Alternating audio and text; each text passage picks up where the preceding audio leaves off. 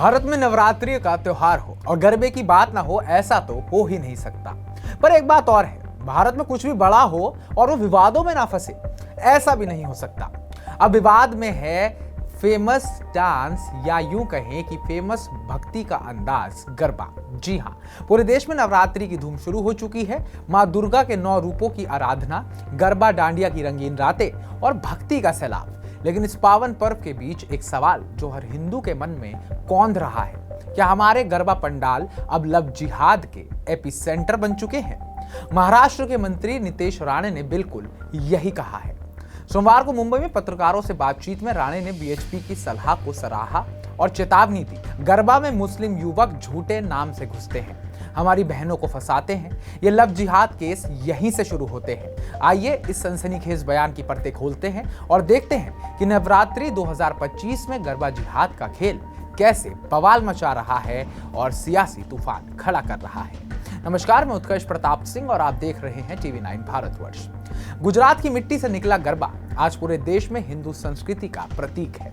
22 सितंबर से शुरू हुए नवरात्रि 1 अक्टूबर तक चलेंगे, जिसमें लाखों लोग डांडिया हाथों में थामकर मां दुर्गा की भक्ति में डूबते हैं। लेकिन राणे का दावा है, इस्लाम मूर्ति पूजा नहीं मानता, तो मुस्लिम युवक गरबा में क्यों आते हैं? सिर्फ लव जिहाद के लिए। उनका कहना है कि ये युवक फर्जी नाम से घुसते हैं, नंबर मांगते हैं और फिर ब्लैकमेल या जबरन धर्मांतरण का जाल बिछाते हैं। राणे ने कहा, अगर कोई गरबा में आ ही गया है तो उसे हिंदू बना लो, वो तैयार है। हम संगठनों को धर्मांतरण की तैयारी करने को कहेंगे। आखिर हम सब पहले हिंदू ही तो थे। आंकड़े बताते हैं, पिछले सालों में एमपी, गुजरात और महाराष्ट्र में दर्जनों केस सामने आए हैं जहां गरबा से लव जिहाद की शुरुआत हुई है। 2025 में भी भोपाल के बीजेपी सांसद आलोक शर्मा ने चिताया था, लव जिहाद गरबा पंडालों में घुसेंगे नहीं। बीएचपी ने 20 सितंबर को ही गरबा आयोजकों को गाइडलाइंस जारी की। केवल हिंदू की एंट्री, आधार कार्ड चेक करो, माथे पर तिलक लगाओ, कलावा बांधो और मां की मूर्ति के आगे सर झुकाओ। नागपुर में बीएचपी नेता ने कहा, शराब सिगरेट बैन और गोमूत्र स्नान भी करवाओ ताकि नकारात्मक ऊर्जा दूर रहे। बजरंग दल के वॉलंटियर्स पंडालों के बाहर तैनात होंगे। महाराष्ट्र बीजेपी चीफ चंद्रशेखर बावनकुले ने समर्थन दिया। आयोजकों का हक है शर्तें लगाने का, बशर्ते पुलिस की परमिशन हो। ये बावनकुले ने कहा है, जो बीजेपी के अध्यक्ष हैं महाराष्ट्र के। कांग्रेस नेता विजय वडेट्टीवार चिल्ला रहे हैं, वीएचपी समाज को आग लगाना चाहती है, ये देश को अस्थिर करने की कोशिश है।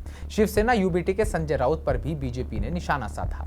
वोट बैंक के चक्कर में हिंदू भावनाओं से खेल रहे हो। लेकिन सवाल ये, अगर गरबा में छेड़छाड़ के केस बढ़ रहे हैं तो आईडी चेक करना गलत कैसे है? नवरात्रि सिर्फ नृत्य का त्योहार नहीं है, हिंदू अस्मिता की रक्षा का संकल्प है।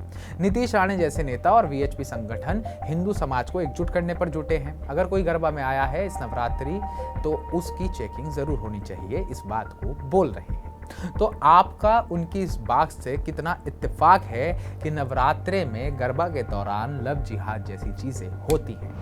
आप अगर मानते हैं ऐसा होता है तो कमेंट बॉक्स में कमेंट कर हमें जरूर बताइए। और अगर आप मानते हैं कि ऐसा नहीं होता है, ये सिर्फ एक पॉलिटिकल एजेंडा है, तो भी कमेंट बॉक्स में कमेंट कर हमें जरूर बताइएगा, क्योंकि आने वाले दिनों में ये एक हॉट टॉपिक बनने वाला है। बाकी ताज़ा अपडेट्स पाने के लिए टीवी 9 भारतवर्ष को सब्सक्राइब कीजिए।